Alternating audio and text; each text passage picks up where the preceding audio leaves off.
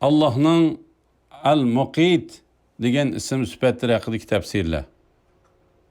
Bismillah, elhamdülillah, ve salatu ve selamu ala Resulillah. Assalamu alaikum ve rahmetullahi ve berekatuh.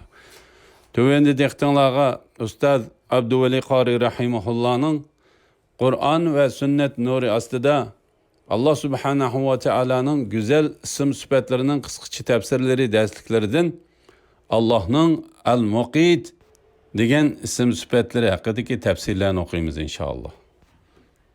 Euzu billahi mineşşeytanirracim.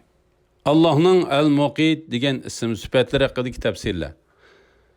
Allah'ın bu isim sifatları Kur'an'da bir yerde tilga ilingan. Sure Nisa 85. ayetinde Euzu billahi mineşşeytanirracim. Men yeşfa' şefa'aten haseneten yekun lehu nasibun minha ve men yeşfa' şefa'aten seyyi'eten yekun lehu kiflun minha ve kana Allahu ala kulli şeyin muqita. Tercümesi: kimiki kişiler arasında yaxşı iş üçün şefaat qilsa, onundan yani yaxşı işten onun nasibisi boludu. Kimiki bir yaman iş üçün şefaat qilsa, onundan yani yaman işten onun nasibisi boludu. Allah hemme işqi qadirdir. Al-Muqit terik mevcudatlarının yeydiğen nesillerini yaratqıcı ve bu yigen nersillerini bedenlerine yetkizgichi zatdır. Bir taraftan terik mevcudatının bedenlerinin terakki qilishig'a sababchi bo'lg'uchi yemekliklarni yaratib bedenlerine yetkizgichi zat. İkinci bir taraftan qalblarının kuvveti bo'lgan ma'rifatni qalblarga yetkizgichi zat demektir. Ar-Razzaq süpti bilen Al-Muqit süpti o'xshashdek ko'rinadi. Al-Muqit süpti umumiyroq ve Ar-Razzaq süpti xosroq bo'ladi. Yani Al-Muqitdagi qut beden rizqlariga ve qalb rizqlariga umum bo'ladi.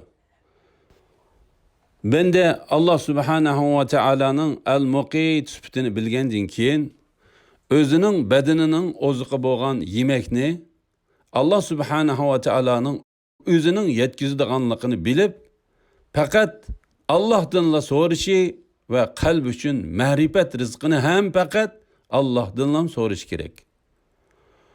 Xud at-tayfu ma'nisi g'olib kudretlik ma'nilardimi keladi. Buningga dalil Qur'oni Karimda Nisa suresinin 85. ayetida. Ve kana Allahu ala kulli şeyin muqita. Tercümesi: Allah hemme işqi qadirdir. Kur'an ve hadislerde Allah'ın bu isim sıfatlariga aloqador tuvandagi mazmunlar tilga ilingan.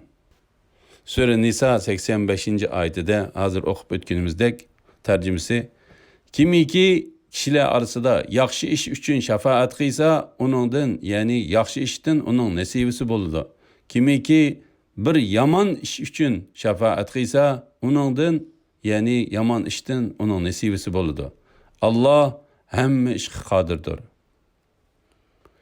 Resul sallallahu aleyhi ve sellem hadislerden Abu Davud rivayet qilgan hadisda tercümesi: bir kişinin yemek içmek kuvvetleriga ega bo'lgan bir kişinin haqlarini zoya qilib etishi uningga yetarlik gunohdir.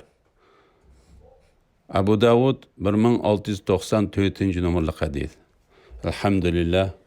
Yuqorida Allah subhanahu ve Teala'nın Al-Muqit degan isim sifatlari haqidagi tafsirlarni oldinglar. Oxirini keyin qatamliq o'qishimizni davomlashtiramiz inshaalloh. Va sallallohu ala Muhammad ve ala alihi ve sahbihi ecmaîn.